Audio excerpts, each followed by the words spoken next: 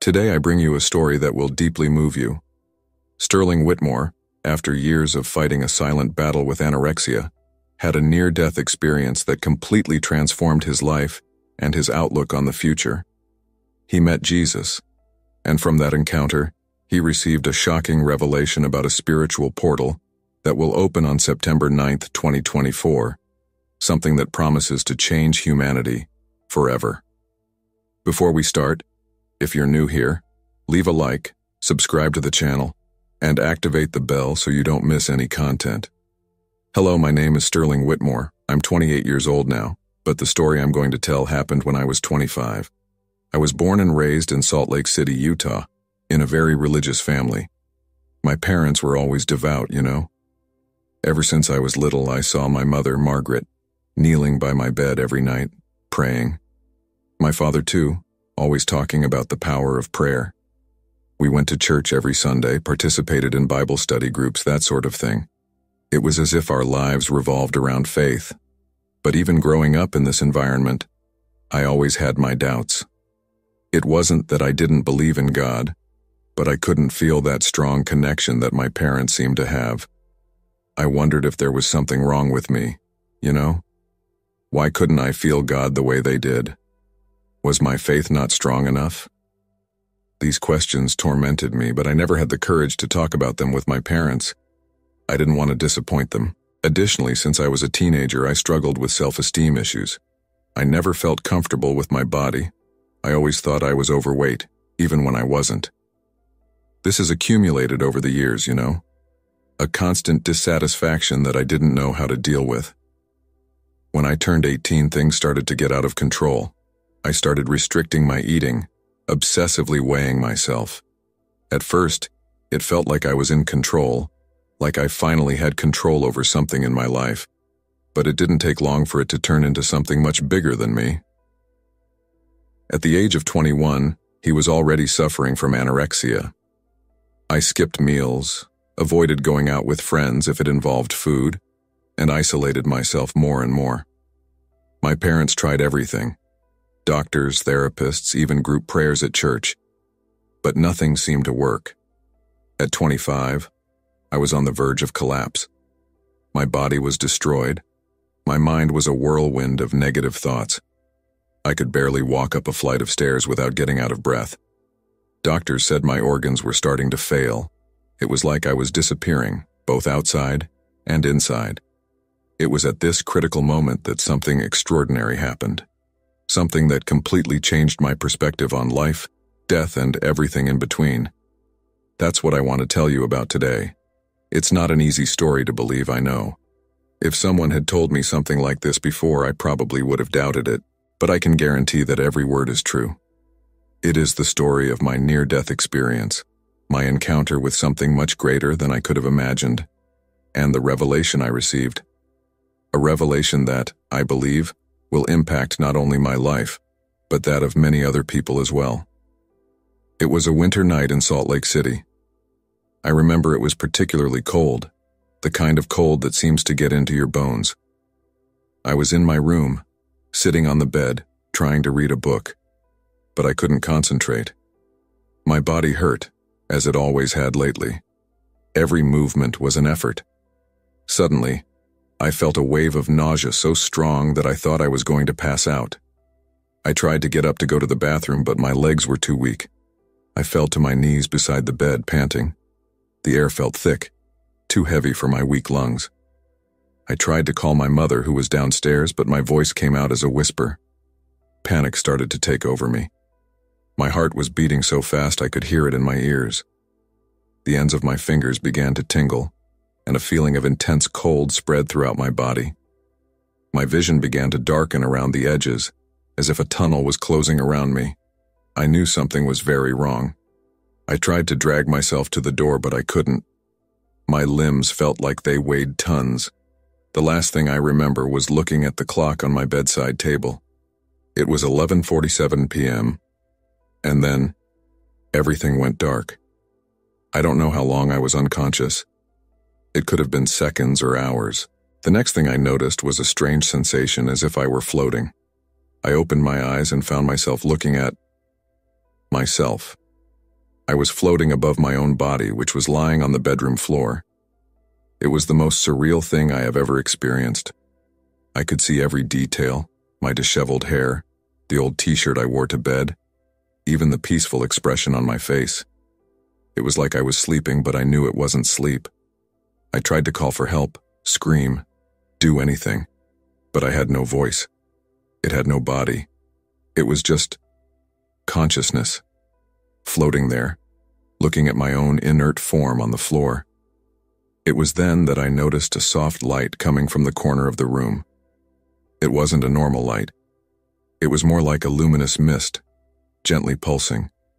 I felt an irresistible pull towards her.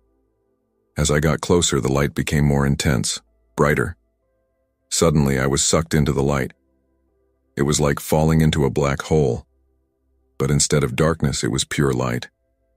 I was traveling at incredible speed through a tunnel of white and golden light. There was no fear. There was no panic. Just a feeling of deep peace and the certainty that I was going somewhere important. The tunnel seemed to have no end, but at the same time it only lasted for an instant. And then, as suddenly as it began, it ended. I emerged into a place that defies earthly description.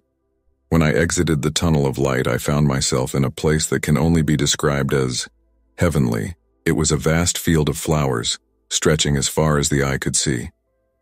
But they weren't ordinary flowers.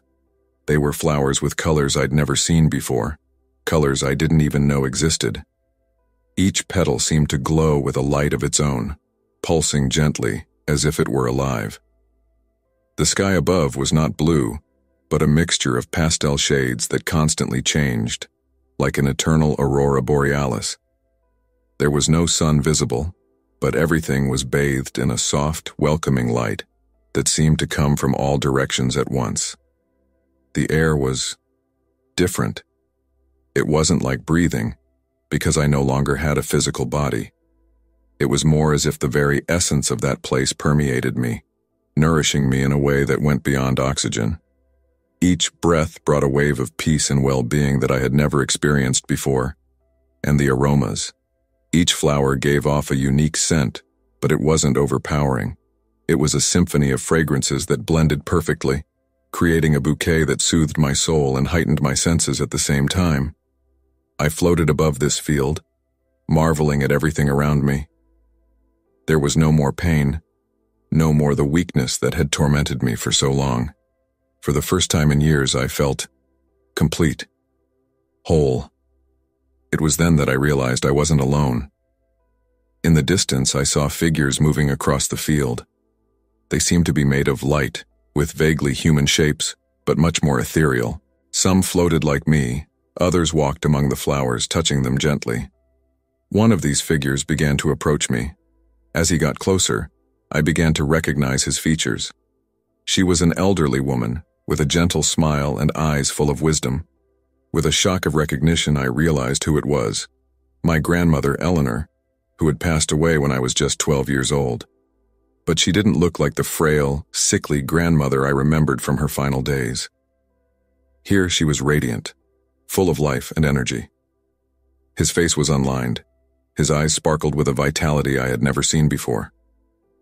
"Grandfather?" I tried to say, but no words came out. It didn't need to. She smiled, and I felt her love envelop me like a warm hug. "Welcome, Sterling," she said, but not in words. It was more like his thoughts flowed directly into my consciousness. "You're here earlier than you should have been, but don't worry. It's not your time yet." I wanted to ask 1,000 questions. Where were we? What was this place? But before I could ask any questions, my grandmother smiled again and said, "Do you want to see Jesus?" I was astonished. Jesus? Was he here? Despite all my religious upbringing, despite all the stories I had heard in church, I had never really believed that this was possible. But now, in this place beyond life, anything seemed possible. I nodded, or at least I intended to nod. My grandmother understood. She reached out her luminous hand to me, and when I touched it, I felt a wave of love so pure and intense that it almost knocked me off balance. "Come," she said. "He's waiting for you." And so, guided by my grandmother, I began to float through that heavenly field, toward an encounter that would change my life forever. My grandmother guided me through the field of flowers, which seemed to stretch endlessly. As we advanced, I noticed that the light around us became more and more intense, more vibrant. It was as if we were approaching the source of all that light. Suddenly, I saw a figure in the distance. Even from afar, there was something about her that attracted the eye, that inspired awe. As we got closer, the details started to become clearer. It was a man, or at least it was shaped like a man, but it was much more than that.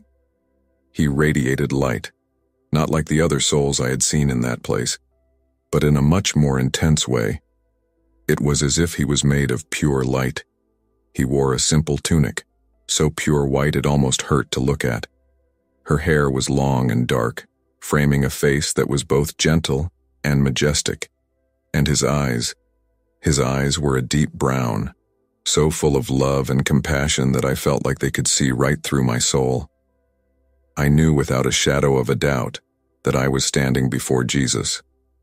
When we got close to him, my grandmother respectfully walked away, leaving me alone in front of that divine presence. I wanted to kneel, prostrate, do anything to show my respect and reverence, but I didn't have a physical body to do that. All I could do was stand there in silent adoration. Jesus smiled at me. It was a smile that contained all the love in the universe. When he spoke, his voice was not a sound but a vibration that resonated through my entire being. "Sterling," he said, and hearing my name spoken by him was like hearing it for the first time. "I know what you've been through. I've always been there for you." Those words hit me like a wave. All the doubts I had carried throughout my life, all the times I had asked myself if God really cared about me, dissolved in that instant. I felt, with a certainty that went beyond any human understanding, that he had truly been with me every moment. "Your journey has been difficult," Jesus continued. "You faced many trials, many pains, but you were never alone. Every tear you shed, I cried with you. Every night you spent in agony, I was there, holding your hand even though you couldn't feel me." I wanted to cry, but I didn't have the eyes to shed tears. Instead, I felt a wave of emotion so intense it felt like I was going to tear myself apart and rebuild myself at the same time.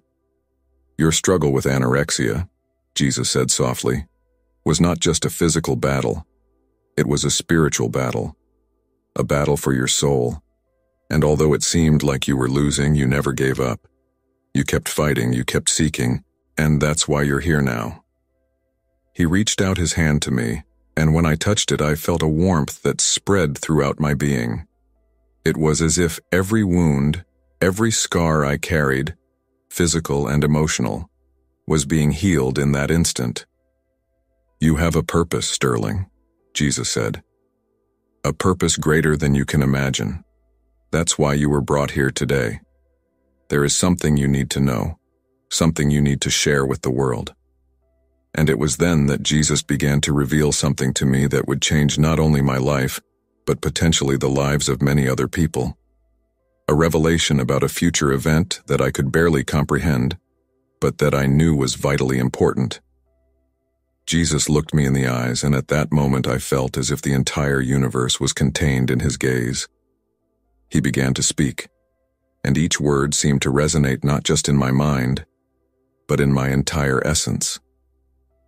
"Sterling," he said, "what I am going to reveal to you now is of utmost importance. On September 9th, 2024, a spiritual portal will open on Earth." I was confused. A spiritual portal? What did this mean? As if reading my thoughts, and perhaps he really could, Jesus continued, "This portal is not something you can see or touch with your physical senses. It is an opening between the spiritual and physical realms, a unique opportunity for humanity to reconnect with the divine in a way that has not happened for millennia." He paused, allowing me to absorb this information. Then he continued, "The number 9 has a deep meaning. It represents completion and at the same time rebirth. It is the end of one cycle and the beginning of another. This portal will bring significant changes to humanity, Sterling. Changes that will be both challenging and transformative. I wanted to ask 1,000 questions. How would this happen? What exactly would change? But before he could ask any questions, Jesus continued, "Many will not be prepared for these changes. There will be confusion, fear, and even conflict. But those who are open, those who seek the truth with a sincere heart, will find a new understanding, a new connection with the divine."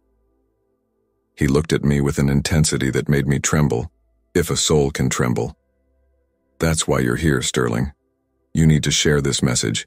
You need to prepare people for what's coming. It won't be an easy task. Many will doubt you. Some will even mock you. But you need to persevere. Every person, whatever you reach, every heart you touch will make a difference." I felt the weight of this responsibility falling on me. It was scary and, at the same time, exciting. I, who had always doubted my own faith, was now being tasked with such an important mission. As if sensing my hesitation, Jesus smiled gently and said, "Don't be afraid, Sterling. You will not be alone on this journey. Just as I have been with you during your most difficult times, I will be with you now. And remember, this is not about convincing people by force. It's about planting seeds, opening hearts and minds to the possibility of something greater." He paused and then added, "The portal of September 9th, 2024 is not the end, but a new beginning. It is an opportunity for humanity to take a step toward the light, toward love. And you, Sterling, has an important role to play in this journey." As I took it all in, I felt a mix of emotions: fear, excitement, doubt, hope. But most of all, I felt a sense of purpose that I had never experienced before. I knew my life would never be the same after that, and somehow I knew that many other people's lives would also change because of this revelation. After the revelation, I stood there in front of Jesus trying to process everything I had heard. It seemed so big, so beyond my comprehension.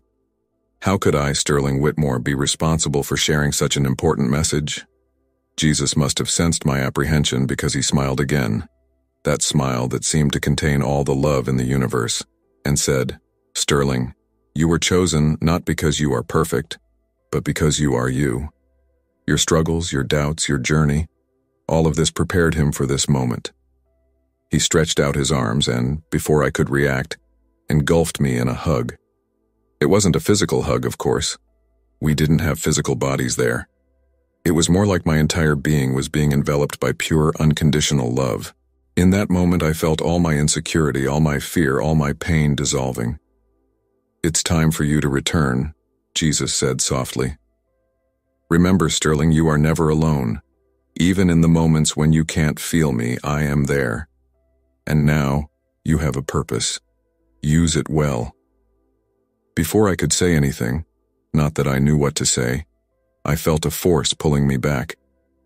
It was as if a huge rubber band was pulling me back into my body. Everything was blurry.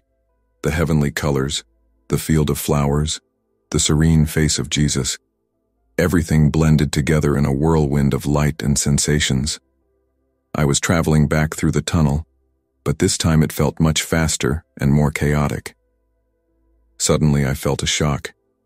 It was as if I had fallen from a great height, although there was no pain.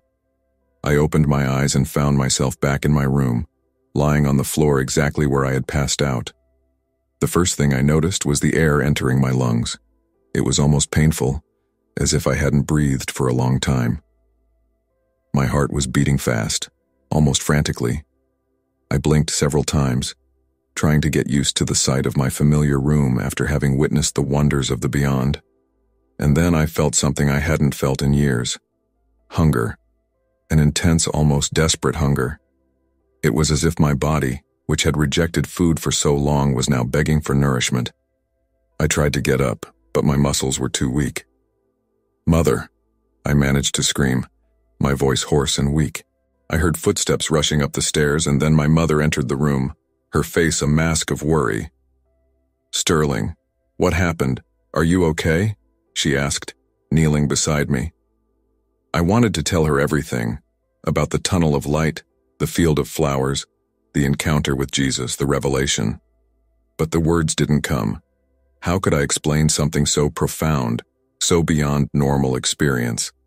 So I simply said, "Mom, I'm hungry. Can I have something to eat?"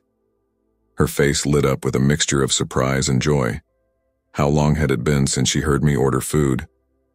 Tears started streaming down her face as she helped me up and carried me to the kitchen.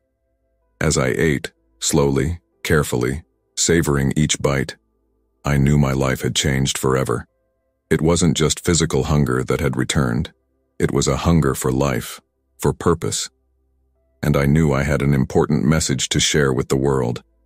A message about a portal that would open on September 9th, 2024, and that could change everything. The days following my near-death experience were, to say the least, surreal. It was as if I was living in two worlds at once. The physical world around me, with its everyday routines and worries, and the spiritual world that I had glimpsed, with its revelations and its greater purpose. The most immediate and visible change was in relation to my health. My parents and doctors were amazed at how quickly my body began to recover. It was as if something had been reset inside me. My appetite came back with a vengeance, and for the first time in years I was eager to eat. My kidneys, which were on the verge of collapse due to anorexia, began to function normally again. My skin, which was pale and dry, gained color and elasticity. Even my hair, which was thin and brittle, started to become stronger and shinier. The doctors couldn't explain it. They took exam after exam, looking at the results with expressions of disbelief. "It's a miracle," I heard one of them murmur to another. And I knew it was true, although not in the way they imagined. But the change wasn't just physical. There was a transformation happening inside me, in my mind and in my spirit. The peace I had felt in that heavenly field remained with me, like a constant beacon in the back of my consciousness. The doubts and insecurities that had plagued me for so long hadn't completely disappeared, but now they seemed small and insignificant compared to what I had experienced. I found myself looking at people differently. My parents, the doctors, the nurses, even strangers on the street. Each face seemed to contain a universe of possibilities, of untold stories. And I asked myself, how can I share with them what I learned? How can I prepare them for what's to come? My mother was the first to notice that something deeper had changed. One night, as we were sitting on the porch watching the sunset, she turned to me and said, "Sterling, there's something different about you. It's not just your health, it's like you found something that I've been looking for a long time." I smiled at her, feeling a rush of love and gratitude. "You're right, Mom," I said. "I found something. Or maybe something found me." She waited, patient, her eyes full of curiosity and a little apprehension. I knew she was worried that I might relapse, that this might just be a temporary phase before I went back to my old destructive habits. I took a deep breath and started telling her about my experience, about the tunnel of light, the field of flowers, meeting Grandma Eleanor. When I got to the part about Jesus, I saw tears forming in her eyes. "Oh, Sterling," she whispered, taking my hand. It's incredible. But are you sure? Couldn't it have been a dream? Or perhaps a hallucination due to lack of nutrients?" I squeezed his hand back. "Mom, I know it seems hard to believe. If someone had told me this before, I probably would have doubted it too. But I know with every fiber of my being that it was real, more real than anything I've ever experienced." She nodded slowly, absorbing my words.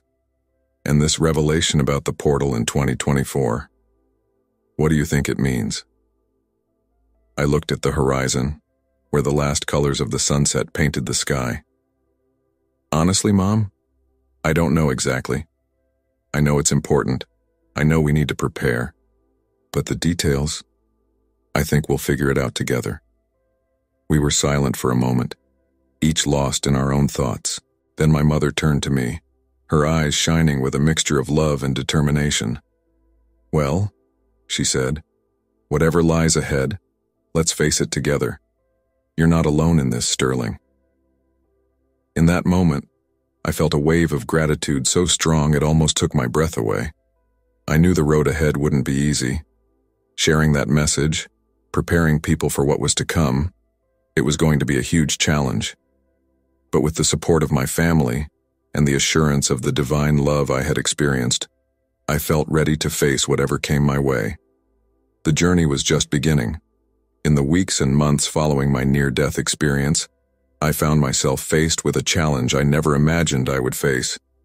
How do I share such a profound and, for many, unbelievable message? I started slowly, with the people closest to me. After telling my mother, I shared the experience with my father. He listened silently, his face a mask of concentration.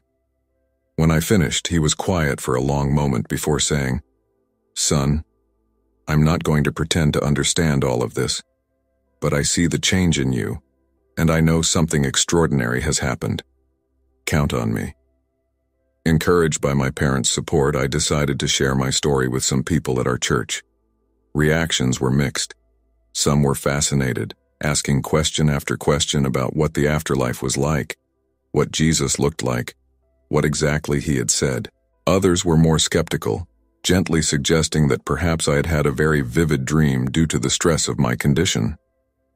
The church pastor, a man named Thomas, who I had known since I was a child, listened to me attentively. When I finished, he said, "Sterling, experiences like yours are not uncommon in the history of the faith. Many saints and prophets have had visions and revelations. The important thing is how you use that experience to grow in your faith and help others." His words gave me comfort, but they also made me realize the weight of the responsibility I carried. It wasn't just about sharing an interesting story. It was about preparing people for a significant change that was coming. I decided to create a blog where I could share my experience in more detail and reach a larger audience. I wrote about the tunnel of light, the heavenly field of flowers, my encounter with Jesus, and of course, about the revelation of the portal that would open on September 9, 2024. The responses to the blog were surprising. I received messages from people across the country, some sharing their own near-death experiences, others expressing gratitude that I had the courage to share my story. There were also skeptics, of course, some gentle in their skepticism, others not so much. One message in particular touched me deeply. It was from a woman named Maria, who wrote, "Sterling, your story gave me hope at a time when I needed it most. I recently lost my son and was questioning everything. Your words reminded me that there is more to this life than we can see or touch. Thank you for sharing." Messages like this gave me the strength to continue, even when doubts threatened to overwhelm me. Because yes, I had doubts. Sometimes I would wake up in the middle of the night, in a cold sweat, wondering if it had all been just an elaborate dream. What if I was fooling all these people? What if the September 9th, 2024 portal didn't open? But then I remembered the love I felt in Jesus' embrace, the peace I experienced in that heavenly field. And I knew it was real, more real than anything else I had ever experienced. As my story spread, I began receiving invitations to speak at churches, support groups, and even small spirituality conferences. At first I was nervous. Public speaking had never been my strong suit, and now I was sharing something so personal and profound with strangers. But each time I told my story, it got a little easier. I learned to focus on the faces in the audience, to see the hope and curiosity in their eyes. I learned not to be shaken by the skeptical expressions or dismissive comments I sometimes heard. One day after a talk at a church in Denver, a man approached me. He was tall, with gray hair and kind eyes. "My name is Dr. James Thompson," he introduced himself. "I'm a psychiatrist and I've been studying near-death experiences for decades. Your story is fascinating, Sterling. I'd like to talk to you more about it." Over the next few weeks, I had several conversations with Dr. Thompson. He asked me detailed questions about my experience, comparing it with other cases he had studied. "You know, Sterling," he told me in one of our meetings, "there are elements in your experience that are consistent with many other NDEs I've documented. But the specificity of your revelation about the 2024 portal is unique. It's intriguing." These conversations with Dr. Thompson helped me contextualize my experience. I was not alone. Other people had glimpsed the beyond and returned to tell the story. This gave me even more confidence to continue sharing my message. But as I talked more about the 2024 portal, I started to realize that people had very different expectations about what it would mean. Some thought it would be a cataclysmic event, like a global earthquake or an alien invasion. Others expected a kind of collective ecstasy, with millions of people ascending to the heavens. I knew I needed to be careful. Jesus had not given me specific details about how the portal would manifest. He talked about change, about a reconnection with the divine, but not about dramatic or apocalyptic events. So I began to emphasize in my talks and writings that the important thing was not to speculate about what exactly would happen on September 9, 2024, but rather to prepare spiritually for a new phase in humanity's journey. I spoke about the importance of cultivating love, compassion, and openness to the divine in our daily lives.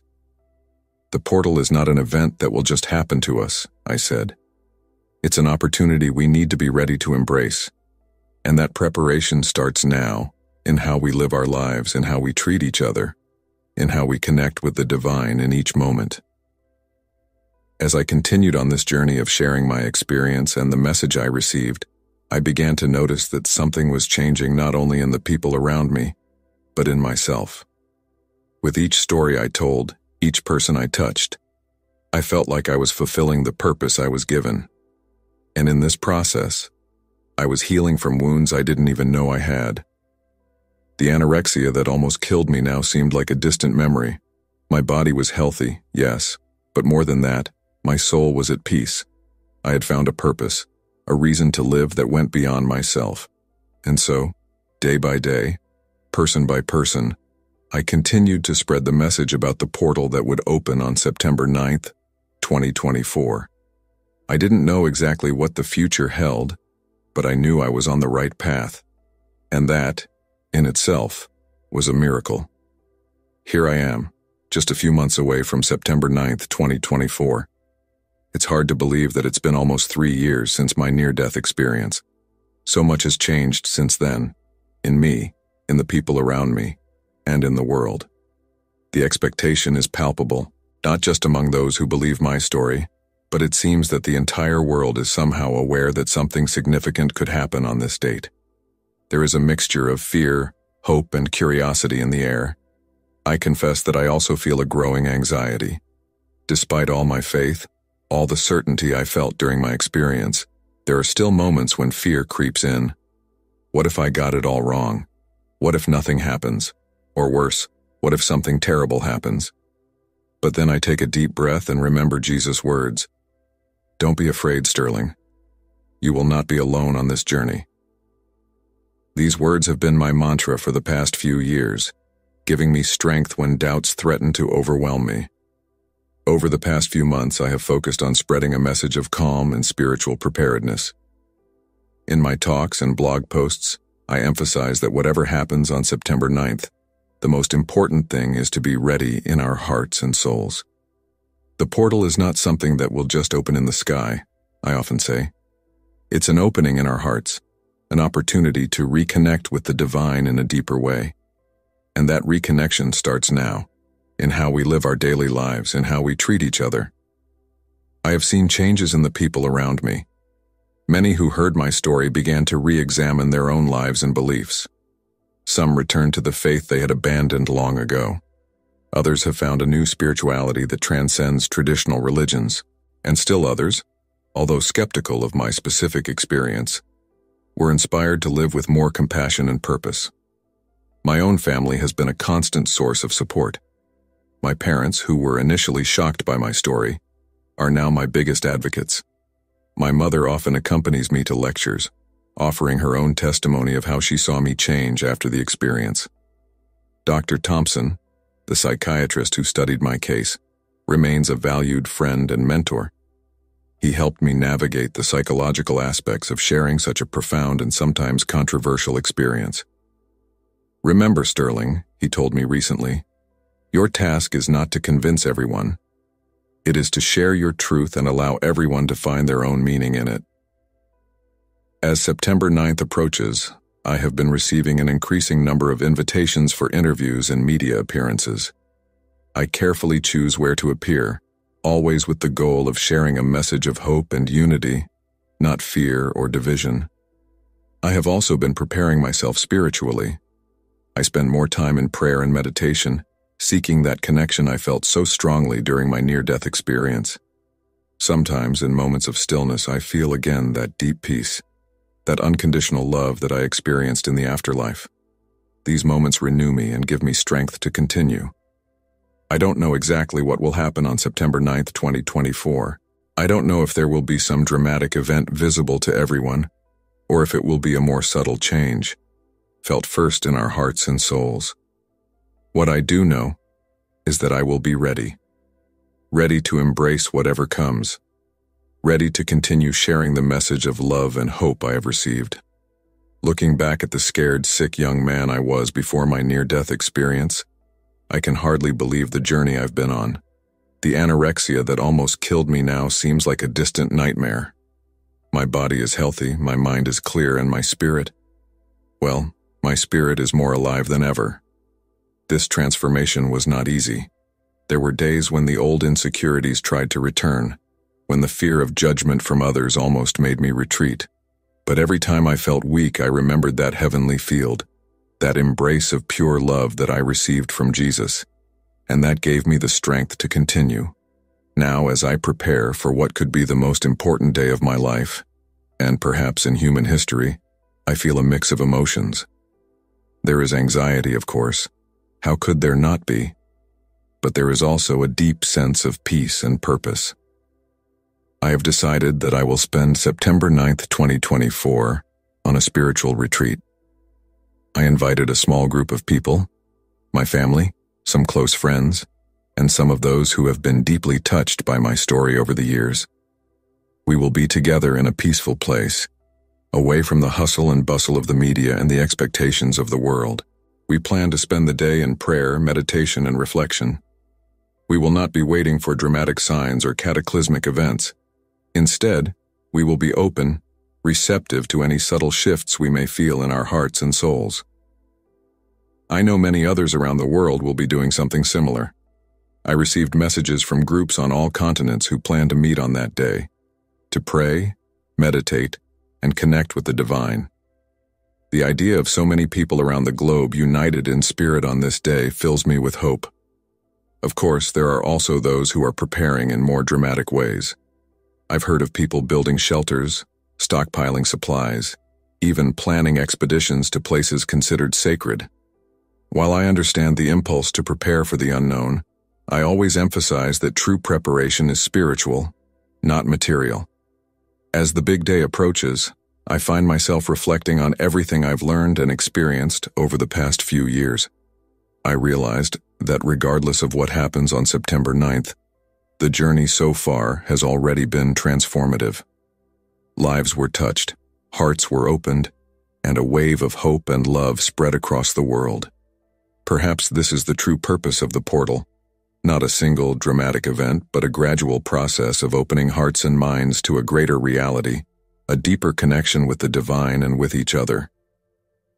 As I write these final words, I feel a deep gratitude for the second chance I received, for the opportunity to share this message, and for each person who opened their heart to listen.